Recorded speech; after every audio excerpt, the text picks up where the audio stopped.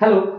Hello, मैं Sanjay sir अपने और आपके एकमात्र बेहतरीन चैनल द इंडियन क्लासेस पे आपका फिर से एक बार बहुत बहुत स्वागत करता हूँ एक नए टॉपिक के साथ। टॉपिक का नाम है कृत्रिम पारिस्थितिक तंत्र यानी आर्टिफिशियल इकोसिस्टम। साधारण सा टॉपिक है लेकिन इंपॉर्टेंट है। आपने प्राकृतिक पारिस्थितिक तंत्र तो बहुत पढ़ा है, जैसे तालाब का पारिस्थितिक तंत्र, जैसे आपने पढ़ लिया समुद्र का पारिस्थितिक तंत्र, वन का पारिस्थितिक तंत्र, किसी मरुस्थल का पारिस्थितिक तंत्र। आपको इन सभी का अध्ययन मैंने कराया है, लेकिन इसमें से आज हम लोग बात करेंगे कृत्रिम पारिस्थितिक तंत्र के विषय में। आर्टिफिशियल का मतलब होता है मनुष्य के द्वारा बनाया गया पारिस्थितिक तंत्र। मानव अपने हित के लिए, हित का मतलब अपने भोज्य पदार्थों के निर्माण के लिए, विभिन्न प्रकार के वस्तुओं के प्राप्ति के लिए प्राकृतिक पारिस्थितिक तंत्र का निर्माण करता है। इस प्रकार के पारिस्थितिक तंत्र में दो पारिस्थितिक तंत्र आते हैं। एक आता है किसी खेत का पारिस्थितिक तंत्र। खेत का पारिस्थितिक तंत्र भी कृत्रिम पारिस्थितिक तंत्र ही होता है, क्योंकि वो मानव के द्वारा बनाया गया होता है। तो उसका वर्णन मैं इस टॉपिक के बाद कर देता हूं। पहले मैं आ जाता हूं कृत्रिम पारिस्थितिक तंत्र में इक्वेरियम। इक्वेरियम का मतलब जल का पारिस्थितिक तंत्र, कृत्रिम जल का पारिस्थितिक तंत्र। इक्वेरियम, यहां मैंने बोर्ड पर एक इक्वेरियम का डायग्राम बना रखा है। इक्वेरियम में क्या है, आप जानते हैं कि किसी भी पारिस्थितिक तंत्र में जो जैविक घटक होते हैं उसमें उसके तीन भाग होते हैं, और इस तीनों भाग में पहला होता है उत्पादक,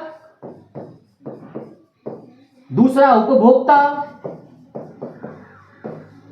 तीसरा अपघटक। ये तीन होते हैं। और इस डायग्राम में ये एक एक्वेरियम है। एक्वेरियम का मतलब हो गया, आपने देखा होगा एक कांच का बड़ा सा बर्तन होता है, उस कांच के बर्तन में पानी भरा होता है और उसमें मछलियां होती हैं, उसी को एक्वेरियम कहा जाता है। और ये कृत्रिम पारिस्थितिक तंत्र का सबसे बढ़िया उदाहरण है एक्वेरियम। एक्वेरियम में आपने देखा होगा कि नीचे शैवाल होते हैं। शैवाल, काई, जिसको आम बोलचाल में काई बोलते हैं। ये जो काई होते हैं यहां इस तरीके से जो काई होते हैं, इस काई को उत्पादक कहा जाता है। ये काई उत्पादक इसलिए है क्योंकि ये भोज्य पदार्थों का निर्माण खुद से करता है, इसलिए ये उत्पादक है। इस भोजन को खाने के लिए मछलियों के छोटे छोटे लार्वा या मछलियों के जो बच्चे होते हैं वो इसको खाते हैं। तो इसको प्राथमिक उपभोक्ता कहा जाता है। इन छोटी मछलियों को प्राथमिक उपभोक्ता कहा जाता है। इन छोटे मछलियों को बड़ी मछलियां खा लेती हैं, इसको द्वितीयक उपभोक्ता कहा जाता है, सेकेंडरी कंज्यूमर। सेकेंडरी कंज्यूमर इसको कहते हैं। और अगर आपके एक्वेरियम में, अगर आपका एक्वेरियम बड़ा है और आपने उस स्तर का बनाया है कि इसका कृत्रिम पारिस्थितिक तंत्र पढ़ा जा सके, तो इसमें बहुत बड़ी मांसाहारी मछली जो होगी वो द्वितीयक उपभोक्ता को भी भोजन के रूप में ग्रहण कर लेती है। ये तृतीयक हो गया।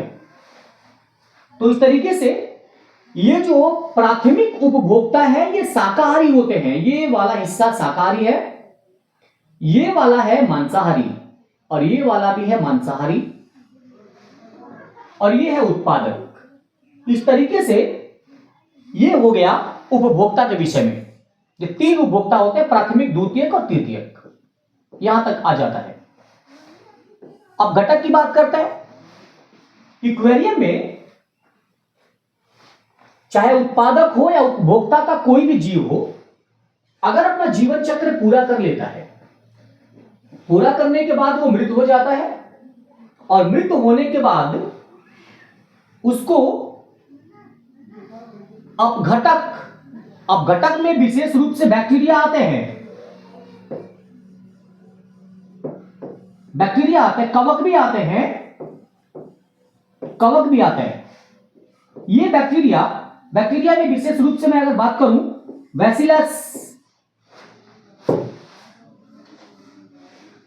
बैक्टीरिया में अगर मैं विशेष रूप से बात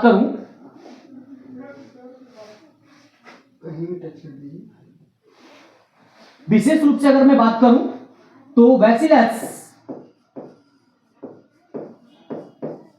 रिमोसस या एक और बैक्टीरिया है बैसिलस बुल्गेरिस,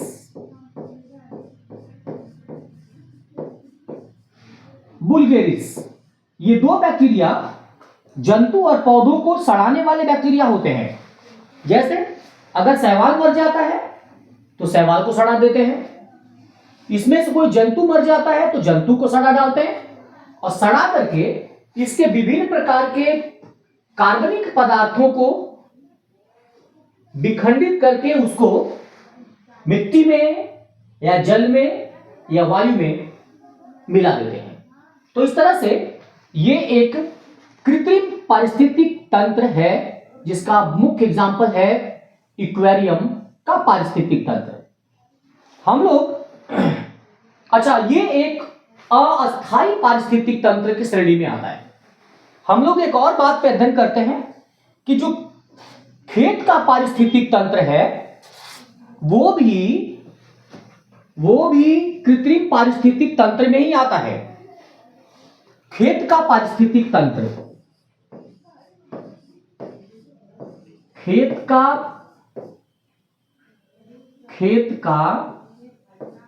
इकोसिस्टम,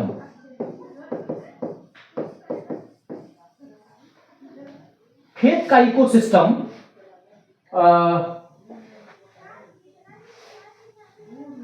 का इकोसिस्टम की बात करें, हम और आप हर कोई जानता है कि खेतों में हमारा नियंत्रण होता है। खेत की जुताई बुआई हम लोग ही करते हैं। तो इसमें करते क्या है,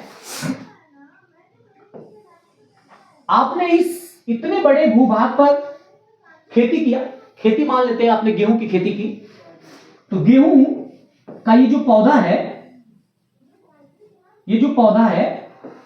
ये पौधा उत्पादक होता है।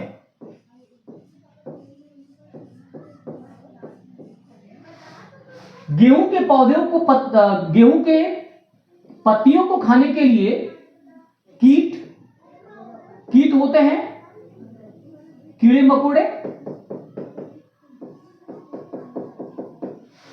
या टिड्डा कह सकते हैं, टिड्डा होते हैं। टिड्डा को खाने के लिए तो ये जो गेहूं हो गया वो उत्पादक हो गया, गेहूं के पत्तियों को खाने के लिए ये टिड्डा ये प्राथमिक उपभोक्ता हो गया। अब इस कीट को खाने के लिए मेंढक होता है,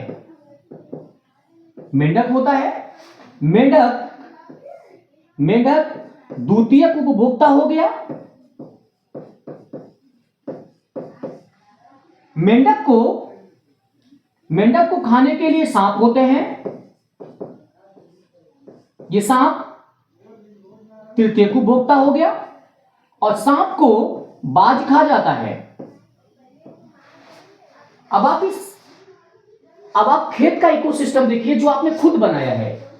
खेत की बुआई आपने की, उत्पादक का निर्माण आपने किया, और इस उत्पादक के बाद बाकी सारी प्रक्रिया खुद पे खुद चलने लगती है ना। इसके बाद जैसे ही कुछ ही महीनों में, 3 महीने में, 4 महीने में आप इस खेत को फिर से नष्ट कर देते हैं, फसलों की कटाई कर देते हैं, तो ये सारा का सारा इकोसिस्टम फिर से खत्म हो जाता है। फिर जब जब आप अगली बार फसल बोएंगे तो खेत का इकोसिस्टम फिर से बन जाएगा। तो इस तरह से ये इकोसिस्टम कृत्रिम पारिस्थितिक तंत्र ही है ना, जो अस्थायी पारिस्थितिक तंत्र का उदाहरण है। तो इसलिए मुझे उम्मीद है कि आपको ये वीडियो पसंद आया होगा। ये इसमें जो मैंने दो शब्द का नाम लिया, अस्थायी इकोसिस्टम और अस्थायी इकोसिस्टम में जो मैंने दो एग्जांपल दिए, एक एग्जांपल एक्वेरियम भी हो सकता है और एक एग्जांपल खेत का भी है, और एक एग्जांपल जो तालाब का एग्जांपल है, तालाब के जल का पारिस्थितिक तंत्र, वो भी अस्थायी इकोसिस्टम का ही उदाहरण है। आप इस बात को याद करिएगा। एक नंबर या बहुविकल्पी क्वेश्चन में पूछता है कि अस्थायी इकोसिस्टम का नाम बताइए, तो खेत का इकोसिस्टम और तालाब का इकोसिस्टम ये अस्थायी इकोसिस्टम के उदाहरण हैं। तो मुझे लगता है आपको ये वीडियो ठीक लगेगा। अगर ठीक लगा तो आप फिर से मुझे सब्सक्राइब करें, है ना, और एक जोरदार बेल आइकन को दबा करके इसको शेयर करिए। तब तक के लिए धन्यवाद। Thank you.